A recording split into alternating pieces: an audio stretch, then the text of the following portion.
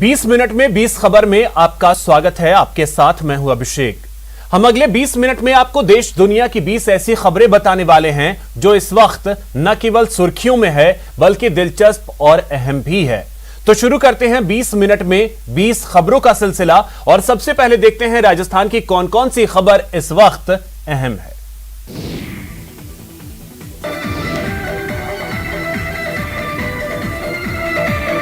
Social media पर viral होने के लिए लोग न जाने क्या क्या कदम उठा लेते हैं। कोई फांसी के फंदे लगाकर वीडियो बनाता है तो कोई नदी में कूदकर, लेकिन यहाँ मामला अलग है।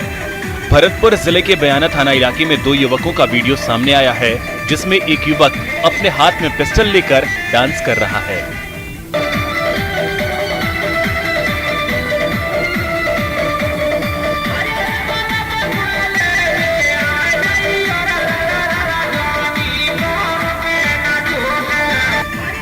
वीडियो सामने आने के बाद पुलिस ने दोनों युवकों की पहचान कर ली है, जिसमें से एक युवक बयाना थाना इलाके का रहने वाला बताया जा रहा है और दूसरा युवक जिले के भुसावर थाना इलाके का। लेकिन अभी तक यह पता नहीं चल पाया है कि वीडियो कहां और कब बनाया गया। चलिए अब देख लेते हैं कुछ अन्य राज्यों की खबरें। बहुत शानदार किया। वाह।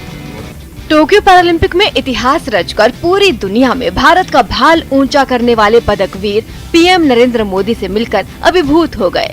पीएम मोदी ने अपने आवास पर इन सूरमाओं से मुलाकात की और शानदार प्रदर्शन के लिए उन्हें सम्मानित भी किया। इस मौके पर पीएम मोदी ने कहा, भारतीय पैरा एथलीट्स ने टोक्यो में बेहतरीन प्रदर्शन किया और आगे भी वे अच्छा प्रदर्शन करें, इसके लिए हर संभव उपाय किए जाएंगे। उन्होंने कहा कि 130 करोड़ देशवासी अपने पैरा एथलीट्स के साथ हैं। पीएम से मिलने वाले सभी खिलाड़ियों ने कहा, ये उनके लिए गौरव का पल है। खिलाड़ियों ने कहा कि सब उन्हें पहले विकलांग बोलते थे, लेकिन प्रधानमंत्री ने उन्हें दिव्यांग कहकर उनके सम्मान में इजाफा किया। खिलाड़ियों ने कहा कि पैरालंपिक के दौरान दूसरे देशों के एथलीट हैरत में थे कि भारत के प्रधानमंत्री अपने एथलीटों से बात करते हैं और उनका हौसला बढ़ाते हैं। तो आपको बहुत बहुत धन्यवाद देना चाहेंगे हम पूरी टीम की तरफ से कि आपने हमें इतना मान सम्मान दिया, और सिर्फ मेडलिस्ट को नहीं, जो हम जैसे खिलाड़ी जो मेडल नहीं ला पाए उनको भी इतना मान सम्मान दिया, इसके लिए बहुत बहुत धन्यवाद। बचपन में शायद ही कोई हफ्ता गुजरता था जब थप्पड़ न पड़ता हो। घर में, स्कूल से वापस आकर फिर से घर में, सिलसिला चलता ही रहता था और बीच बीच में नसीहत भी मिल जाती थी, बेटा ये तुम्हारे भले के लिए है। लेकिन सीसीटीवी में दर्ज इस थप्पड़ की गूंज मार खाने वाले को जिंदगी भर याद रहेगी। थाना परिसर में चल रहे समाधान दिवस के दौरान जमीन के मामले को लेकर परेशान एक किसान ने लेखपाल को थप्पड़ जड़ दिया। यह देख वहां मौजूद दूसरे कर्मचारियों ने तुरंत बीच बचाव किया और आरोपी किसान को पुलिस के हवाले कर दिया। लेखपाल की तहरीर पर पुलिस ने किसान के खिलाफ रिपोर्ट दर्ज कर ली है। मामला यूपी के ललितपुर का है। मिली जानकारी के मुताबिक मजरा टुडासर का किसान दिनेश अपनी जमीन के मामले की शिकायत लेकर थाने में चल रहे समाधान दिवस में पहुंचा था। इस दौरान वह क्षेत्रीय लेखपाल राजेंद्र कुमार गुप्ता से अपनी जमीन की विरासत के बारे में बात करने लगा। आरोप है कि बातचीत के दौरान ही किसान दिनेश गुस्से में आकर लेखपाल को थप्पड़ जड़ते हुए पीटने लगा, जिससे वहां अफरा तफरी मच गई। वहां मौजूद दूसरे कर्मचारियों ने तुरंत बीच बचाव किया और आरोपी को पुलिस के हवाले कर दिया। दबिश पड़ी और झोला छाप इलाज से मालामाल होने वाला शातिर की दुकान का शटर गिर गया, उस पर ताला जड़ दिया गया। तस्वीरें यूपी के मथुरा की हैं। डीएम नवनीत सिंह चहल के निर्देश पर सीएमओ रचना गुप्ता ने गोवर्धन ब्लॉक के गांव अड़ीग में छापा मारा और डेंगू, मलेरिया और बुखार के शर्तिया इलाज का दावा करने वाले नीम हकीम के क्लिनिक को सील कर दिया। टीम को विभिन्न प्रकार की गोलियां, दवाइयां और इंजेक्शन का बिल नहीं दिखाया गया। इस पर स्वास्थ्य विभाग की टीम ने इन सभी दवाइयों को सील कर दिया। खास बात यह है कि नीम हकीमों के पास क्लिनिक चलाने का लाइसेंस भी नहीं था। मुख्य चिकित्सा अधिकारी ने बताया कि झोला छाप की श्रेणी में मानते हुए प्रशासनिक कार्रवाई की गई है। उन्होंने कहा कि इसी प्रकार छापेमारी चलती रहेगी। सीएमओ ने साफ कहा कि लोगों के स्वास्थ्य के साथ खिलवाड़ नहीं करने दिया जाएगा। बिहार की बेटिया के जीएमसीएच अस्पताल की व्यवस्था सुधरने का नाम नहीं ले रही। आलम ये है कि डॉक्टर्स और स्वास्थ्य कर्मियों की मनमानी का खामियाजा आम लोगों को भुगतना पड़ रहा है। आए दिन डॉक्टर्स को ड्यूटी पर न होने के कारण अस्पताल में हंगामा होता रहता है। लेकिन अब जो हम आपको दिखाने जा रहे हैं, उसे देखकर आपके पैरों तले जमीन खिसक जाएगी। पता चल जाएगा कि 850 करोड़ की लागत से बने इस अस्पताल को लोग क्यों मौत का अस्पताल कहते हैं। अस्पताल के चौथे तल्ले पर प्रसव वार्ड है, जहां जिले भर की महिलाओं का प्रसव कराया जाता है। लेकिन इस वार्ड में चिकित्सक नदारद हैं और उसका काम यहां तैनात महिला सुरक्षा गार्ड कर रही हैं। ऐसा ही एक वीडियो वायरल हो रहा है, जिसमें देखा जा सकता है कि किस तरह गार्ड प्रसव वेदना से कराहती महिला पर चढ़कर उसका पेट दबा रही है। इस पूरी घटना का प्रसव वार्ड के ऑपरेशन थिएटर में भर्ती किसी महिला मरीज ने वीडियो बनाकर वायरल किया। इस बाबत जब अस्पताल के उपाधीक्षक से पूछा गया तो उन्होंने मामले की जांच का जुमला उछाल दिया। उत्तराखंड के हरिद्वार से हैरान करने वाली तस्वीरें सामने आई हैं, जहां छेड़खानी के आरोप में एक लड़के की कुछ लोगों ने पिटाई कर दी। आरोप है कि वो लड़का एक लड़की को पिछले कुछ दिनों से लगातार फोन कर और मैसेज भेजकर परेशान कर रहा था। इस बात की शिकायत उस लड़की ने अपने घर वालों से कर दी, जिसके बाद उसके घर वालों ने आरोपी लड़के को पकड़कर उसे पीट दिया। सामने आई तस्वीरों में वो लड़की भी उस पर ताबड़तोड़ थप्पड़ बरसाती नजर आई। उन लोगों ने उस लड़के को काफी देर तक पीटा। यही नहीं, वहां मौजूद लोग उसे और मारने के लिए उन्हें उकसाते दिखाई दिए। हालांकि बाद में एक आदमी ने उसे पुलिस के हवाले करने की सलाह दी। इस दौरान आरोपी ने कई बार उन लोगों से माफी की गुहार भी लगाई, लेकिन गुस्साए लोगों पर इसका कोई असर नहीं हुआ। बता दें कि छेड़खानी के आरोप में जिस लड़के को पीटा गया, वो कई दिनों से ये हरकत कर रहा था। बताया गया कि लड़की के कई बार समझाने के बावजूद जब वो नहीं माना तो उसने अपने घर वालों को ये बात बताई, जिसके बाद घर वालों ने उसे पुलिस के हवाले करने के बजाय खुद ही सबक सिखा दिया। अगर स्कूल ना होते तो क्या होता? इस सवाल पर पहली प्रतिक्रिया मिलती है, पढ़ाई कैसे होती? इस जवाब से जाहिर है कि हम ऐसे समाज की कल्पना भी नहीं कर पाते जिसमें स्कूल ना हो। लेकिन यूपी के पीलीभीत का ये स्कूल अपनी भूमिकाओं का विस्तार कर रहा है, जिस पर लोगों में खास आक्रोश है। आगे की कहानी तस्वीरों की जुबानी। रात का अंधेरा, टॉर्च की लाइट जलती है और स्कूल के कमरे में अफरा तफरी मच जाती है। टेबल के नीचे दो प्रेमी जोड़े दीन दुनिया से बेफिक्र होकर पड़े हैं। तस्वीरें माधो टांडा थाना क्षेत्र में पड़ने वाले कलीनगर लक्ष्मीपुर के एक विद्यालय की हैं, जो आजकल अय्याशी का अड्डा बना हुआ है। विद्यालय बंद है, जिसका फायदा उठाकर प्रेमी जोड़े लगातार इस स्कूल को अपनी ऐशगाह बनाए हुए हैं। इस बार भी रात में दो प्रेमी जोड़े इसी स्कूल में थे, जिसका किसी ने वीडियो बनाकर वायरल कर दिया। आपको बताते चलें कि ये बंद स्कूल किसी बड़ी घटना या दुर्घटना होने का इंतजार कर रहा है, जबकि स्थानीय पुलिस को सब कुछ मालूम होने के बाद भी वो इस पर ध्यान नहीं दे रही। महाराष्ट्र के रत्नागिरी में उठी समुद्र की तेज लहरों ने एक नाव को नष्ट कर दिया। उस नाव में 3 मछुआरे भी सवार थे। यह हादसा उस वक्त हुआ जब नाव किनारे की तरफ लौट रही थी। तभी तेज हवाओं के साथ समुद्र के थपेड़ों ने नाव को झकझोर कर रख दिया। नाव पर लहरों की ऐसी मार पड़ी कि उसका एक हिस्सा टूट गया।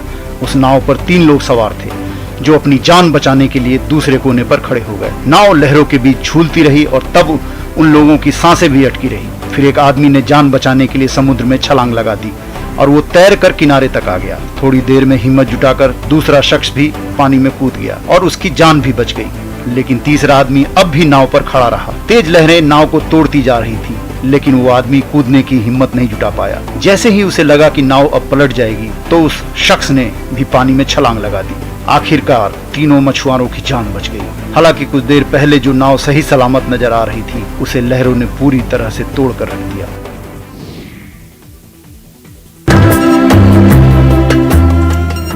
ये नजारा पूर्वी सिंहभूम के गुड़ाबांधा प्रखंड की है, जहां उद्योग खनन भूतत्व विभाग की ओर से पहली बार राज्य में ट्रॉफोग्राफी सर्वे की जा रही है। खास बात तो ये है कि ट्रेडिशनल सर्वे को छोड़कर इस बार विभाग ड्रोन सर्वे करवा रही है। जहां पहले जंगलों के बीच जाकर मजदूरों की मदद से सर्वे करना पड़ता था, तो वहीं अब बिना जंगल में गए ही ड्रोन के जरिए एक्यूरेट और कम समय में सर्वे हो जाएगा।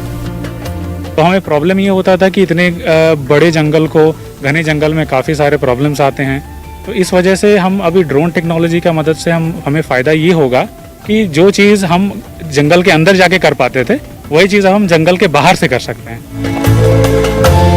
घने जंगलों के बीचों बीच पन्ना रत्न जैसी कीमती पत्थर का होना हमेशा से ही चर्चा का विषय रहा है। कई जगह ऐसी भी है जहां अवैध खनन की जाती है पर कोई देखने वाला ही नहीं। जानकारी के मुताबिक पूरा इलाका करीब 25 स्क्वायर फीट का है।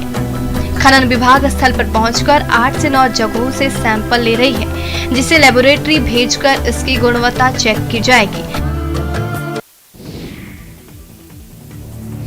करीब 3 साल पहले सड़क दुर्घटना में घायल होकर अपंग हुए छत्तीसगढ़ के द्वारिका प्रसाद को कोरबा के लोक अदालत में राजीनामा के जरिए 20 लाख रुपए की मुआवजा राशि देने का फैसला हुआ।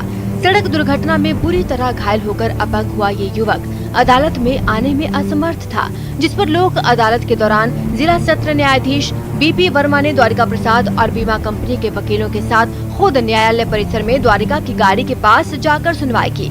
इस दौरान दोनों पक्षों ने दुर्घटना के बाद अपंग हुए द्वारिका को 20 लाख रुपए की क्षतिपूर्ति देने पर राजीनामा कर सहमति जताई। इसके बाद जिला सत्र न्यायाधीश ने बीमा कंपनी को 20 लाख रुपए की क्षतिपूर्ति राशि अपंग द्वारिका प्रसाद को देने के आदेश जारी किए। 3 साल से लंबित इस प्रकरण का लोक अदालत में निराकरण हो जाने से दिव्यांग द्वारिका प्रसाद ने खुशी जाहिर की और न्यायालय की इस पहल का आभार जताया।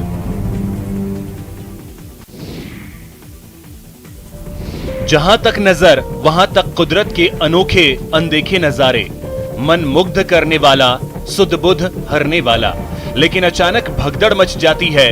जंगलों से भटककर आया हाथी हमला कर देता है, जिससे लोगों में भगदड़ मच जाती है। लोग सिर पर पांव रखकर भागने लगते हैं, लेकिन गजराज की रफ्तार का इंसानों से कैसा मुकाबला। हाथी की चिंगाड़ से भाग रहे लोगों का संतुलन बिगड़ता है और कई लोग भरभरा कर गिर पड़ते हैं। गनीमत रही कि किसी की जान नहीं गई, वरना हाथियों से चंद कदमों की दूरी पर गिरने वाले लोगों का मौत के मुंह में जाना तय था। तस्वीरें असम के बोरझुली चाय बागान की हैं। मिली जानकारी के मुताबिक शमशान घाट जा रहे कुछ लोगों पर हाथी ने हमला कर दिया, जिसमें कई लोग घायल हो गए। एक व्यक्ति को गंभीर चोट लगने की भी खबर है। खास बात ये कि घटना की जानकारी मिलने के बाद भी वनकर्मी मौके पर नहीं पहुंचे। मन में जोश और जज्बा हो तो उम्र आड़े नहीं आती। कुछ यही कर दिखाया एमपी के सीहोर के 62 साल के बुजुर्ग और कोरोना पीड़ित रहे वेट लिफ्टर मोहन पराशर ने। इन्होंने ऑस्ट्रेलिया में चल रहे Commonwealth masters weight lifting championship 2021 में 89 किलोग्राम वर्ग में भारत के लिए गोल्ड मेडल जीतकर एक नया इतिहास रच दिया। दरअसल कोरोना के डेल्टा वेरिएंट के चलते भारत को इस बार विश्व स्तरीय प्रतियोगिता में ऑनलाइन खेलने का मौका दिया गया था।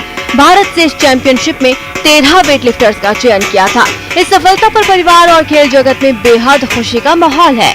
उनके गांव बिल्किसगंज में जुलूस भी निकाला और मोहन पराशर का स्वागत किया गया। मोहन का कहना है कि वो मात्र 13 साल की उम्र से वेट लिफ्टिंग कर रहे हैं, जो उनका जुनून बन गया है। यही कारण है कि उन्होंने 62 साल की उम्र में देश के लिए स्वर्ण पदक जीता। Mohan Australia Commonwealth master weight lifting championship के लिए बिल्किसगंज स्थित अपने जिम में रोज 8 से 10 घंटे 2 शिफ्ट में अभ्यास किया करते थे।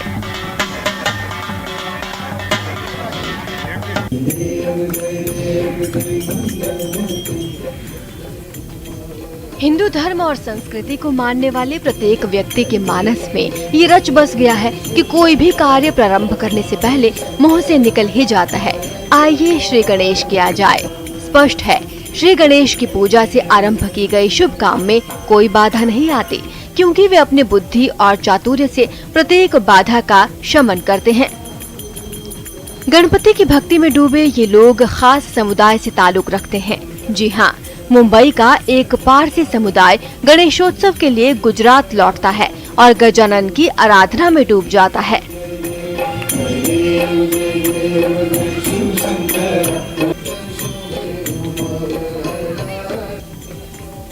125 साल पुरानी मंगल मूर्ति की मूर्ति को केरल के कारीगरों ने पूरे भक्ति भाव से गढ़ा है। दक्षिण अफ्रीका के बेशकीमती पत्थर से निर्मित इस प्रतिमा को सिर्फ एक पत्थर से गढ़ा गया है। 9 तोले सोने से मूर्ति को अलंकृत किया गया है, जिसकी कीमत 50 लाख रुपए बताई जाती है। तो एक भक्त नवसारी के अंदर, जिनका नाम नहीं बता सकता हूँ मैं, उन्होंने बहुत रिक्वेस्ट और फोर्स किया कि मेरे पास एक ऐसी दुर्लभ मूर्ति है जो 125 साल पुरानी है और बुद्ध पत्थर से बनी हुई मूर्ति है 1 पीस में, और मुझे आपके मंडप में इसको प्रदर्शन के लिए रखना है। देश में कोरोना वायरस को रोकने के लिए कोरोना वैक्सीनेशन अभियान तेजी से चलाया जा रहा है। सरकार की ओर से सुनिश्चित किया जा रहा है कि हर नागरिक को कोरोना वैक्सीन मिले। आसमान में उड़ता ड्रोन उसी दिशा में बढ़ाया गया एक कदम है। कोरोना वैक्सीनेशन और दवा को लेकर तेलंगाना सरकार का नया प्रयोग पूरी तरह सफल रहा। अब तेलंगाना के अंदरूनी इलाकों में ड्रोन से दवाएं और कोरोना के टीके पहुंचाने का काम शुरू हो चुका है। ये तेलंगाना सरकार की महत्वाकांक्षी मेडिसिन फ्रॉम द स्काई परियोजना का एक हिस्सा है। तेलंगाना के मंत्री केटीआर और केंद्रीय मंत्री ज्योतिरादित्य सिंधिया ने विकाराबाद जिले में इसकी शुरुआत की। उन्होंने रिमोट कंट्रोल से ड्रोन को दवा और वैक्सीन लेकर उड़ाया। ये ड्रोन 9 से 10 किलोमीटर की दूरी तय करेंगे। ड्रोन के जरिए वैक्सीन, मेडिकल सैंपल्स और अन्य स्वास्थ्य संबंधी चीजों की खेप की डिलीवरी की जाएगी।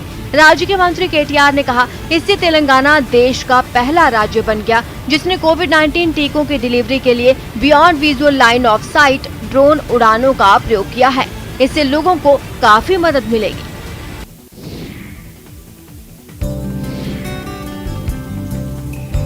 किचन में आपका काम आसान बनाने के लिए मार्केट में तो मशीनें बहुत हैं। इनमें से कुछ आपने खरीदी भी होंगी, लेकिन अब हम आपको जो मशीन दिखाने जा रहे हैं उसे देखकर आप दंग रह जाएंगे। न बिजली का खर्च और न ज्यादा मेहनत, झटपट काम, मां को आराम। यानी जैसा नाम वैसा काम, एक साथ 22 काम। ये देखिए, यहाँ पर रोटी बन गई है, यहाँ पर ये आलू कट हो गए हैं, यहाँ पर जूस भी निकल गया है ये, और यहाँ पर लहसुन भी कुछ लगाई हैं। अब हम यहाँ पर ये रखेंगे, यहाँ पर बड़े पैमाने में ये सब्जियां भी काट सकते हैं। कहते हैं आवश्यकता ही आविष्कार की जननी होती है। ये बात सच कर दिखाई होशंगाबाद के पिपरिया के छोटे से गांव डोकरी खेड़ा में रहने वाली कक्षा 10वीं की छात्रा नवश्री ठाकुर ने। माँ की परेशानी को कम करने के लिए मेरे मन में बहु उपयोग रसोई मशीन बनाने का विचार आया और मैंने झटपट का माँ को आराम वाली बहु उपयोग रसोई मशीन बना दी। कश्मीर का केसर अब उत्तराखंड के अल्मोड़ा में महकने लगा है। पहला प्रयोग सफल होने के बाद अब जिले भर में केसर का उत्पादन किया जाएगा। इसके लिए केसर का बीज कश्मीर से जिले में पहुंच गया है। उद्यान विभाग ने किसानों का चयन कर खेतों को तैयार करना शुरू कर दिया है। मौसम बेहतर होते ही केसर की रोपाई हो जाएगी। पहले साल केसर का उत्पादन कर चुके किसान भी खुश हैं कि उनके खेतों में भी केसर महक सकता है। ऐसा है, मैंने केसर लगाया, इसमें सक्सेस हूँ मैं, क्योंकि जो अभी मैं देख रहा हूँ तो लग रहा है कि हाँ पहाड़ में सक्सेस होगा केसर। जब मैं कोरोना काल में वहाँ आया तो मैंने देखा कि मुझे क्या करना चाहिए, मैं अपना आर्थिक इनकम कैसे बना सकता हूँ और पहाड़ के लिए अपने वहाँ के लिए क्या कर सकता हूँ। पहाड़ में पर्यटन ही मुख्य रोजगार साधन है। अगर पहाड़ पर केसर उत्पादन तेजी से बढ़ा तो पर्यटन के साथ स्वरोजगार भी बढ़ेगा। किसानों की उत्सुकता भी इस बात को पुख्ता करती है कि अब युवा मैदानी क्षेत्रों में नौकरी करने के बजाय अपने गांव में ही केसर की खेती करना चाहते हैं। तो चलिए अब देख लेते हैं कुछ अंतर्राष्ट्रीय जगत की खबरें। बाढ़ की मार झेल रही मेक्सिको के त्लेर्नेपेंथला में चट्टान खसकने से मुसीबतें दोगुनी हो गई। बताया जा रहा है इस घटना में 4 मकानों को भारी नुकसान पहुंचा। एहतियात बरतते हुए प्रशासन ने 80 मकानों को खाली करा लिया, क्योंकि जो मकान चट्टान खिसकने की वजह से गिरे, भारी भरकम और बड़े बड़े पत्थरों की चपेट में आए, उनमें रहने वाले कई लोगों का पता लगाना मुश्किल हो गया था। इस काम के लिए वहाँ पुलिस और राहत बचाव दल पहुँचा और ऐसे लोगों की तलाश में जुट गया। वहाँ से बर्बादी की जो तस्वीरें सामने आई, उनमें एक मकान पर चट्टान का बड़ा हिस्सा गिरा दिखा। उस मकान का दाहिना हिस्सा पूरी तरह जर्जर हो गया। धीरे धीरे उन पत्थरों पर राहत बचाव दल के लोग चढ़े और मकान में फंसे लोगों को बाहर निकालने की कोशिश की गई। कुछ इसी तरह के हालात में वहाँ के कुछ दूसरे मकान भी नजर आए। चट्टान के पत्थर गिरने के बाद मकानों का मलबा सड़क पर बिखरा दिखा और चारों तरफ तबाही का मंजर दिखाई दिया। यूरोपीय देश लिथुआनिया की राजधानी विलियंस में सख्त कोरोना नियमों के खिलाफ हजारों लोग सड़कों पर उतर आए। ये प्रदर्शनकारी लिथुआना की संसद की तरफ जाने के लिए जुटे और जैसे ही आगे बढ़े, बीच रास्ते में पुलिस ने उन्हें रोक लिया और खदेड़ना शुरू कर दिया। बस फिर क्या था, वहां हंगामा होने लगा। उनमें एक प्रदर्शनकारी को पुलिस वाले खदेड़कर हिरासत में लेते दिखाई दिए। कई प्रदर्शनकारियों को पुलिस ने जबरन हिरासत में लिया, लेकिन वो भी पुलिस की इस कार्रवाई का लगातार विरोध करते दिखे। इससे पहले हाथों में लिथुआनिया का झंडा और पोस्टर लेकर उन्होंने रैली निकाली। उन पोस्टरों के जरिए प्रदर्शनकारियों ने सरकार के कोरोना को फैलने से रोकने के लिए बनाए गए नियमों का विरोध किया। दरअसल कोरोना वायरस की रोकथाम के लिए लिथुआनिया की सरकार ने भी कई नियम बनाए हैं, लेकिन सरकार के कई नियमों का लोग विरोध जता रहे हैं। स्पेन के जंगलों में लगी आग के हाईवे तक पहुंचने से खतरा बढ़ गया। वहां के दक्षिण पश्चिमी इलाके को जंगलों में यह आग लंबे वक्त से लगी है। इसकी वजह से वहां के जंगलों का एक बड़ा हिस्सा जलकर राख हो चुका है। हजारों हरे भरे पेड़ इस आग की भेंट चढ़ चुके हैं। आग को बुझाने के लिए स्पेन की सरकार ने भी पूरी ताकत झोंक दी और सैकड़ों दमकल कर्मियों को मैदान में उतारा। दमकल कर्मियों के अलावा कई हेलीकॉप्टर्स भी आग बुझाने के लिए लगाए गए। इन कोशिशों को वहां चल रही तेज हवाओं ने चुनौती दे दी। हवाओं की वजह से आग तेजी से फैलती चली गई और उसने जंगल के बड़े हिस्से को अपनी चपेट में ले लिया। बताया गया कि जंगलों की आग की वजह से स्पेन में 600 से ज्यादा लोगों को अपना घर छोड़कर सुरक्षित ठिकानों की तरफ जाना पड़ा। यूरोपीय देश ग्रीस के थेसालोनिकी में प्रदर्शन कर रहे लोगों और पुलिस के बीच जमकर झड़प हो गई। बताया जाता है वैक्सीनेशन को जरूरी करने के सरकार के फैसले से प्रदर्शनकारी नाराज थे। इस बीच ग्रीस के प्रधानमंत्री वहां एक कार्यक्रम में शामिल होने के लिए पहुंचे, जिसकी खबर जैसे ही प्रदर्शनकारियों को मिली वो ग्रीस के प्रधानमंत्री का विरोध करने वहां पहुंच गए। लेकिन थेसालोनिकी में पहले से तैनात पुलिस ने उन्हें आगे बढ़ने नहीं दिया, जिस पर उन लोगों का गुस्सा 7वें आसमान पर पहुंच गया। जिसके बाद गुस्साए प्रदर्शनकारियों ने पुलिस पर ही पटाखे फेंकने शुरू कर दिए। लेकिन इन हमलों का पुलिस पर कोई असर नहीं हुआ। वो अपने मोर्चे पर डटे रहे और कुछ ही देर में प्रदर्शनकारियों को वहां से हटाने के लिए उन पर पानी की बौछार और आंसू गैस के गोले दागने शुरू कर दिए।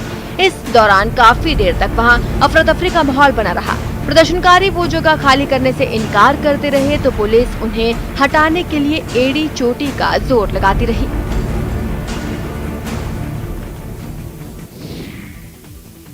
फिलहाल इतना ही। नमस्कार।